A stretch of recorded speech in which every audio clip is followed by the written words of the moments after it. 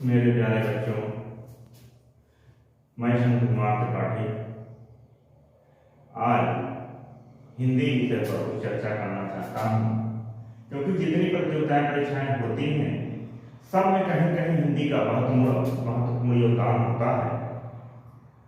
और जो छोटी छोटी चीजें होती हैं वहां से क्वेश्चन का प्रयास किया जाता है। तो ज्यादातर वर्णमाला से और हिंदी का विकास कहाँ से हुआ है, इन सबसे प्रश्न पूछे जाते हैं। तो वहां से आप लोग थोड़ा सा ध्यान दीजिए। इस टॉपिक पर हम चर्चा करते हैं।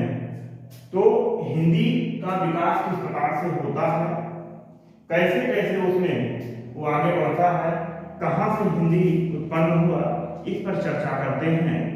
तो देखते हैं कि आप लोग जो है इसको बहुत ही ध्यानपूर्वक सुनिए और इसका अध्ययन कीजिए, जिससे कि इस प्रकार से प्रश्न अगर परीक्षा में पूछे जाते हैं तो कहीं न कहीं गलतियां आप लोग जो करते हैं वो गलतियां ना होने पाए। तो भविष्य में हम इस प्रकार से धीरे धीरे इस चैनल पर नारायण कोचिंग के नाम से जो हमारा चैनल चल रहा है, इसी पर आपको वीडियो मिलता रहेगा और एक नई नई चीजें आपको बताते रहेंगे। आज बात करते हैं हिंदी के विकास के विषय में। हिंदी का विकास किस प्रकार से कैसे हुआ है, इसमें सर्वप्रथम हमको ये जानना होगा हिंदी कहाँ से आया। तो हिंदी का जो जन्मदाता है, जन्म देने वाला है, वह जो है हिंदी की आदि भाषा संस्कृत है। अर्थात आदि मतलब पुराना, पहला और प्रथम। तो आदि भाषा संस्कृत है, अर्थात हिंदी का जन्म जो हुआ है वो संस्कृत से ही हुआ है। तो अब यहाँ जो है संस्कृत से इसका ये उत्पन्न हुआ है, इस कारण यह जो है संस्कृत हिंदी की माता के रूप में भी जाना जाता है। बात करते हैं कि कैसे हिंदी का विकास हुआ। सर्वप्रथम संस्कृत भाषा आई, क्योंकि ये वेदों की भाषा है और ये जो है प्रथम भाषा के रूप में आया है। भगवान शंकर के डमरू से उत्पन्न हुआ और इसी डमरू में जो ध्वनि उत्पन्न हुई उसी को माही संस्कृत के नाम से जाना जाता है। वहीं से संस्कृत का निर्माण हुआ, पाणि के द्वारा इसका विस्तार किया गया उस सूत्र का, वहीं से फिर संस्कृत का निर्माण हुआ, उसी से आगे ये बढ़ता चला गया। बात करते हैं कि इसका हिंदी जो भाषा है इसका विकास क्रम क्या है, कैसे कैसे। जैसे एक छोटा सा बालक होता है, वो बालक पहले छोटा सा होता है, नन्हा सा होता है, धीरे धीरे वो विकास करता है, वो बड़ा हो जाता है, बूढ़ा हो जाता है। तो उसी प्रकार से हिंदी का विकास कैसे कैसे हुआ है, उसमें परिवर्तनशीलता आती है। तो कैसे परिवर्तन हुआ है देख लीजिए। यहाँ आप देख सकते हैं कि हिंदी जो इसकी भाषा है ये आदि भाषा संस्कृत है। तो कहीं न कहीं संस्कृत प्रथम भाषा के रूप में मानी गई। तो जो भी संस्कृत ये संस्कृत से पाली, पाली से प्राकृत, प्राकृत भाषा से होते हुए अपभ्रंश होकर पहुंचती है, तब जाकर के हिंदी का निर्माण होता है। आपको हिंदी में पढ़ाया जाता है तत्सम और तद्भव शब्द। जो तत्सम शब्द होता है वो शुद्ध संस्कृत होता है, वही संस्कृत शब्द जो है तत्सम कहलाता है। और उसी का रूप जब बिगाड़ दिया जाता है तो हिंदी का रूप धारण कर लेता है। अर्थात तब वही जो संस्कृत है वही हिंदी का रूप धारण कर लेती है। कब? जब वो जो है उसका रूप बिगड़ जाता है। तो बात करते हैं कि इसका सही विकास क्रम क्या है, कैसे कैसे हिंदी का विकास हुआ है। तो सर्वप्रथम देखिए, प्रथम एक नंबर पर जो है यहाँ संस्कृत भाषा आ गई।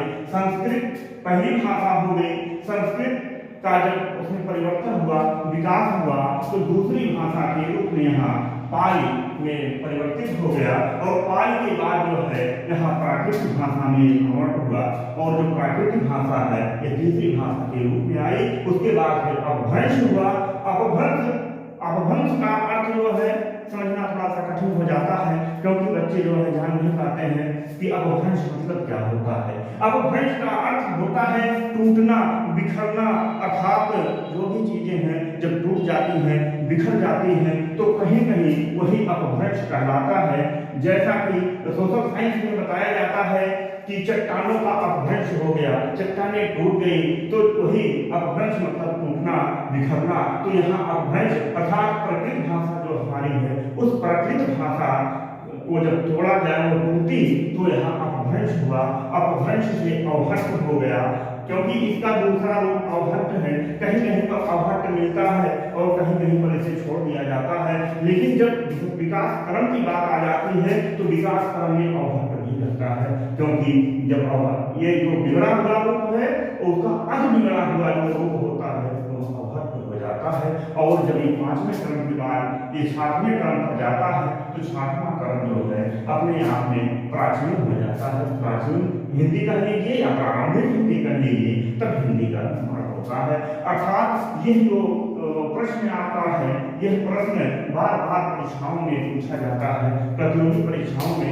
कई वर्षों में हम देखे हैं, खुद हम एग्जाम दिए हैं, उसमें यही सही क्रम पूछा जाता है। तो इसी को केवल घुमा करके पाल के स्थान पर प्राकृत, प्राकृत के स्थान पर पाल या भ्रंश के स्थान पर प्राकृत, ऐसे उसमें जो है घुमा करके ऑप्शन में पूछ लेता है और कहता है कौन सा सही क्रम सही है। तो सबसे पहले क्रम जानना अति आवश्यक हो जाता है, क्योंकि जब तक हमको सही क्रम नहीं पता होगा तब तक हम सही ऑप्शन का चयन नहीं कर सकते हैं। तो सही ऑप्शन का चयन करने के लिए, समझाने के लिए सर्वप्रथम हमको देखना होता है कि कैसे कैसे इस क्रम को व्यवस्थित किया गया है, क्योंकि जब हमको ज्ञान नहीं होता है तो हम जब रखते हैं तो रखते रखते थक जाते हैं और रखने के बाद ही हमको दिशा नहीं मिल पाती है, तो कहीं कहीं हम भटक जाते हैं कि पाल है कि प्राकृत है, अपभ्रंश पहले है कि प्राकृत पहले है।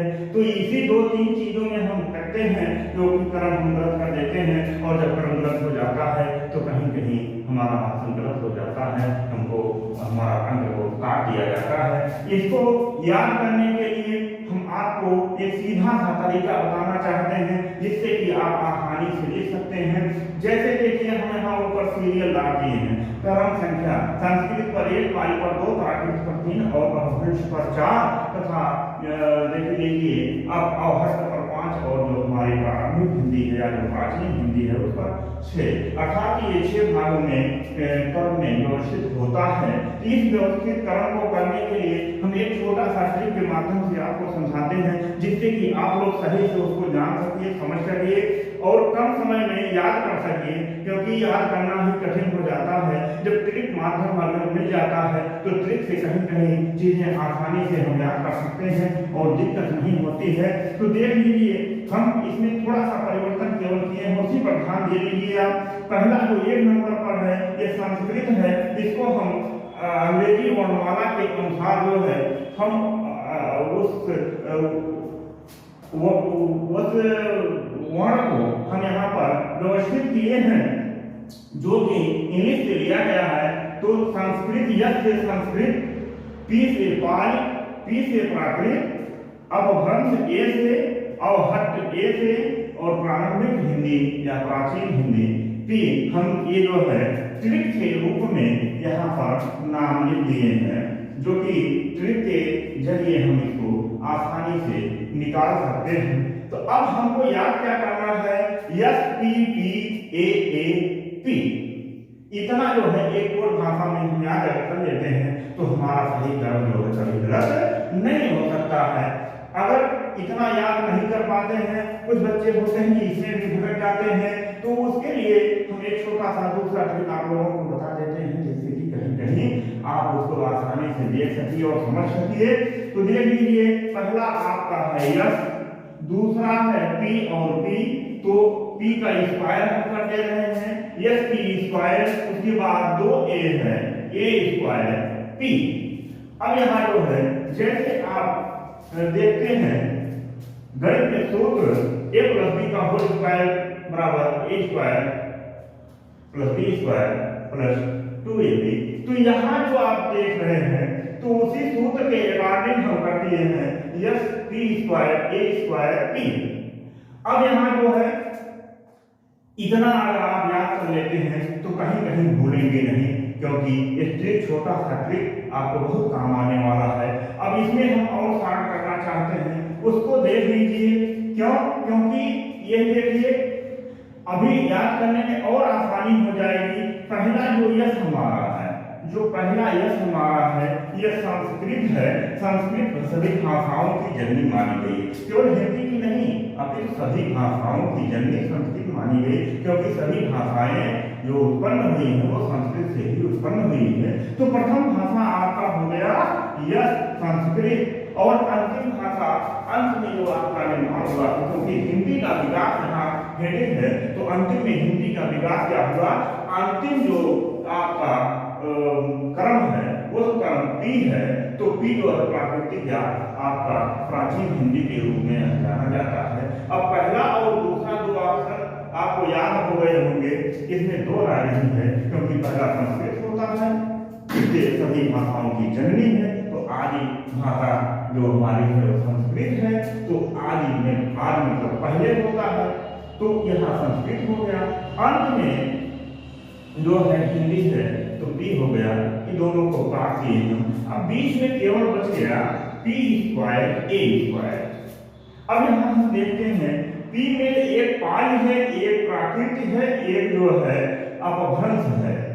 अब यहाँ कंफ्यूजन थोड़ा सा हो सकती है, क्योंकि अभी हम बताएं कि प्राकृतिक को पहले और पाली को बाद में हम व्यवस्थित क्रम में रख देते हैं, तो भी हम भटक जाते हैं, क्योंकि भटकन यहीं से होता है, गलतियां यहीं से होती हैं। तो पहला पी जो होता है ये पाली होता है, और दूसरा पी प्राकृतिक होता है। और इसमें बात करते हैं चौथा जो है, चौथे की बात करते हैं, तो जो ए स्क्वायर है, ए का मतलब अपभ्रंश हो जाता है, दूसरे ए का मतलब अवहट्ट हो जाता है। तो एक देखिए अब यहाँ सूत्र मिल गया। कुछ बच्चे ऐसे भी हैं जो सूत्र में भी भटक जाएंगे, क्योंकि कहीं कहीं इसमें जो चीजें हम बता रहे हैं इसमें भी कुछ कमियां उनको लग रही होंगी। क्यों? क्योंकि अब यहाँ पी स्क्वायर में ये नहीं समझ पाते हैं कि हम पहला पी में पाली रखें या प्राकृत रखें। ये जो दोनों लिखे गए हैं उन दोनों में ए में हम अपभ्रंश रखें या अवहट्ट रखें, तो कहीं कहीं समस्या बढ़ जाती है। तो हम एक दूसरा तरीका, आसान ट्रिक, आपको एक दूसरा ट्रिक हम समझाना चाह रहे हैं, जिसके माध्यम से आप और आसानी से समझ सकते हैं। पहला कंफ्यूजन तो हम जान रहे हैं सभी का दूर हो गया होगा। क्यों? क्योंकि यहाँ जो है देखिए पहला संस्कृत हो गया और अंतिम हिंदी हो गया, ये दोनों तो आपस में कट ही गए। अब बात करते हैं केवल दोनों पी वाला मैटर है और दोनों ए वाला। अब इसको हम कैसे सॉल्व करेंगे? एकदम आसान से, बहुत आसान ट्रिक है, खूब अच्छे से समझ लीजिए, कभी जीवन में गलती नहीं होगा, केवल एक बार समझने की बात है। अब देखिए इसको हम आसान तरीका कैसे बताते हैं, इसको देख लीजिए। यहाँ हम नंबरिंग ऊपर कर दिए हैं, क्रम डाल दिए हैं 1 2 3 4 5 6। इसी क्रम को आपको रख देना है, क्योंकि सीरियल है, ये जो है एक क्रम में प्राकृतिक संख्या है। तो अब 1 2 3 4 5 दिया गया है। अब पी में हमको यही देखना है, पी में प्राकृतिक होगा कि पाली होगा। इसके लिए सबसे आसान तरीका है कि पहले पाली आएगा कि प्राकृतिक आएगा। तो इसके लिए सबसे आसान तरीका देखिए, हम क्रम संख्या 2 लिखे हैं, तो इसमें 2 वर्ण हैं। कितने वर्ण हैं? 2 वर्ण हैं। तो 2 वर्ण होगा तो पहले आ जाएगा, और 3 वर्ण होगा तो बाद में जाएगा। अर्थात 2 क्रम संख्या में 2 वर्ण आते हैं, 3 क्रम संख्या में 3 वर्ण आते हैं।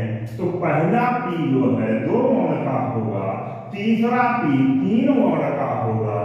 बात करते हैं, अब तो हमको लगता है कि आप कहीं से गलती नहीं करेंगे कि पाली और प्राकृत में पहले कौन आएगा।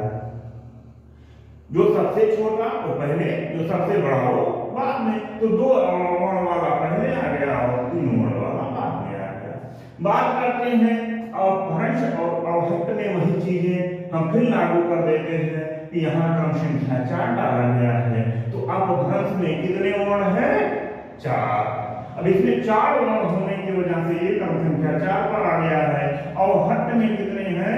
1 2 3 4 5 वर्ण हैं। इसमें 5 वर्ण होने की वजह से यह जो है दूसरे स्थान पर आ गया। अर्थात जो यहाँ ए स्क्वायर है, ये स्क्वायर जो हम यहाँ लिखे हैं, यह स्क्वायर जो है इसमें 4 अंक वाला पहले और 5 वर्ण वाला बाद में तो जो 4 वर्ण वाला है अपभ्रंश हो जाता है, 5 अवभट्ट हो जाता है, सीरियल क्रम आपका बन जाता है। अगर इतने पर भी नहीं समझ में आया है तो दिक्कत हो सकती है, क्योंकि इससे आसान ट्रिक आपको नहीं मिल सकता है।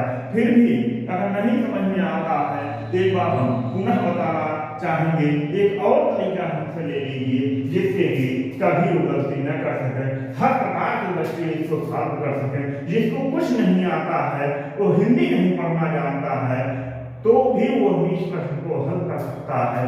क्यों? क्योंकि आसान सा ट्रिक हम दे देते हैं। जितना हम पढ़ाएंगे सब चैप्टर में एक एक ट्रिक देते रहेंगे, जिससे कि आप लोगों को आसानी हो जाएगी, आसानी से आपको हल कर सकते हैं। प्रश्न को देखते ही तुरंत ऑप्शन का चयन कर लेंगे और कभी गलत नहीं हो सकता।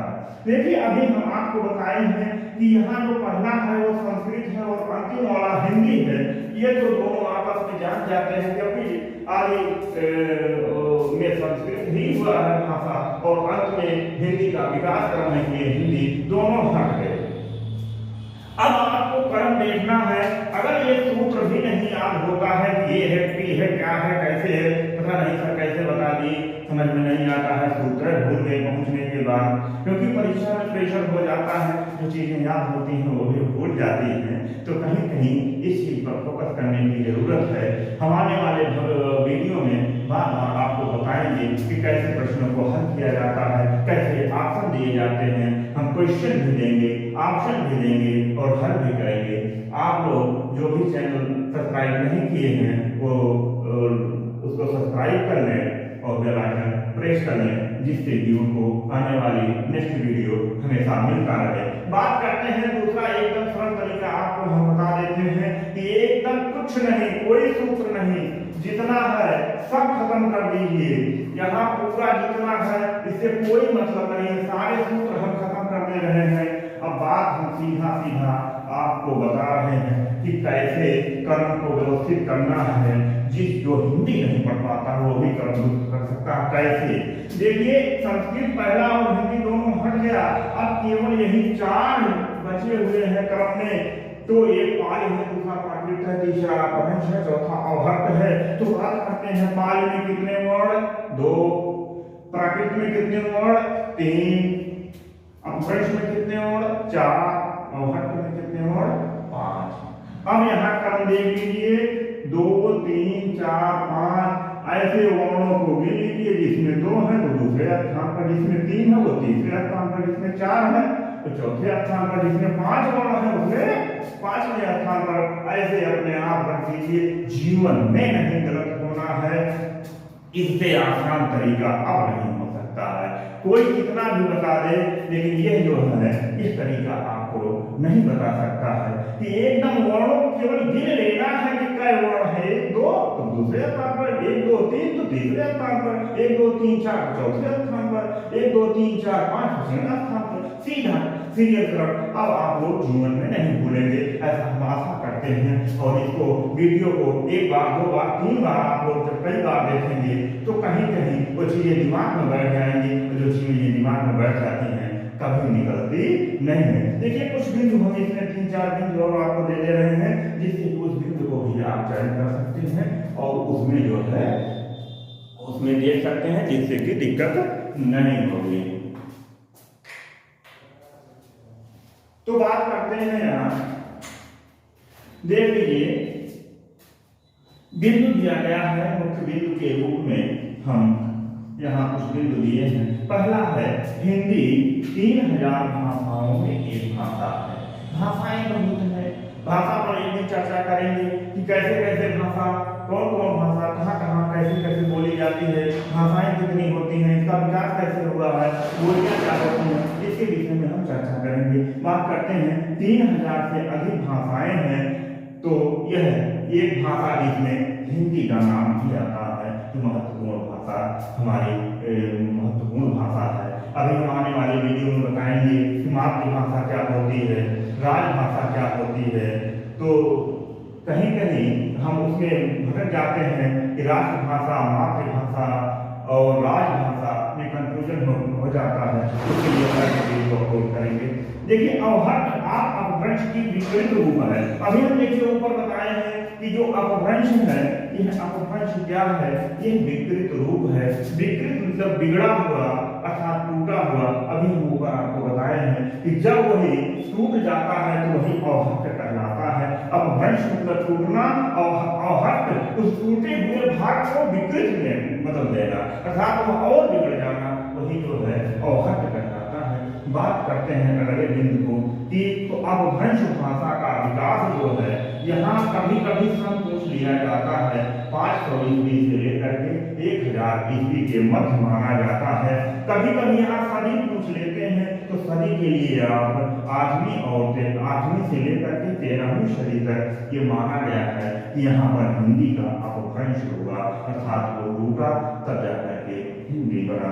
एक बात और करते हैं, जैसे हिंदी भी जैसे हमारा एक परिवार होता है वैसे हिंदी का भी एक परिवार है। तो वो सभी जो है एक परिवार से कहीं कहीं जुड़े होते हैं। जैसे आप कहीं से जुड़े हैं, हम कहीं से जुड़े हैं, तो एक दूसरे से जो व्यक्ति जुड़ता है वो परिवार के रूप में हो जाता है। जैसे हम विद्यालय में पढ़ाते हैं, आप लोग स्टूडेंट हैं, विद्यालय में पढ़ते हैं, तो वो भी एक परिवार हो गया। विद्यालय और हमारे और आपके बीच में जो संबंध हो गया एक पारिवारिक संबंध हो जाता है। तो उसी प्रकार से भाषा परिवार के आधार पर अगर हम देखते हैं तो भारतीय परिवार के अंतर्गत हमारा हिंदी भाषा आता है। जो हमारी हिंदी है वो भारतीय परिवार के अंतर्गत आती है। अब आप कहेंगे भारतीय क्या है, तो यहाँ जो भारतीय है ये भारत का है। भारत को जो है भारत में कुल 4 परिवार के रूप में पाए जाते हैं। जैसे हम कहते हैं एकल परिवार, संयुक्त परिवार, मिश्रित परिवार, हम पढ़ करके आए हैं। तो उसी प्रकार से भारत में 4 भाषा परिवार माने गए हैं। पहला है भारतीय, दूसरा है द्रविड़, तीसरा है प्राकृत, चौथा है तिब्बती। अब यहाँ जो है इसमें भारतीय परिवार जो हमारा होता है वो हिंदी का परिवार माना जाता है, बाकी हिंदी के परिवार नहीं होते हैं। तो इस प्रकार से हम उसमें उस परिवार को भारतीय परिवार के नाम से जानते हैं। तो कहीं कहीं मेरे प्यारे बच्चों कुछ पाने के लिए बहुत कुछ खोना पड़ता है। हमें सफलता इतनी आसानी से नहीं मिलती है। सफलता की 2 कुंजी होती है, एक कठिन परिश्रम होता है, दूसरा दृढ़ संकल्प होता है। और ये दोनों कुंजियां जिसके पास होती हैं उसको सफलता से कोई रोक नहीं सकता है, वो हमेशा सफल होगा। क्योंकि कठिन परिश्रम से जो चीजें नहीं होती हैं वो भी हो जाती हैं। अगर हम दृढ़ संकल्प कर लेते हैं और ठान लेते हैं कि इस चीज को हमको करना है तो कहीं कहीं उसमें हमको सफलता अवश्य प्राप्त होती है। तो इन्हीं सब बिंदुओं के साथ आज वीडियो समाप्त करते हैं। अगले वीडियो पर आएंगे तो अन्य भागों को लेकर के एक पर चर्चा करेंगे। हिंदी क्या है, व्याकरण क्या है, वर्णमाला क्या है, तो कई चीजें जो है इसमें आती हैं। तो जो भी इस चैनल को नहीं सब्सक्राइब कर रहे हैं तो सब्सक्राइब कर लें, जिससे आने वाली वीडियो उनको बराबर मिलती रहे और उनको बार बार सोचना न पड़े। और इसका जहां आपको अच्छा लगे स्क्रीनशॉट भी लेते रहिए, जिससे कि वो चीज़ें आपको आपके सामने हमेशा आती रहें। और वीडियो को 2-3 बार देखिएगा, ये जीवन में नहीं भूलेगा। क्योंकि इसका प्रश्न जो है बहुत महत्वपूर्ण प्रश्न है, सभी प्रतियोगी परीक्षाओं में पूछा जाता है। आज के लिए इतना ही, फिर नेक्स्ट वीडियो में मिलते हैं।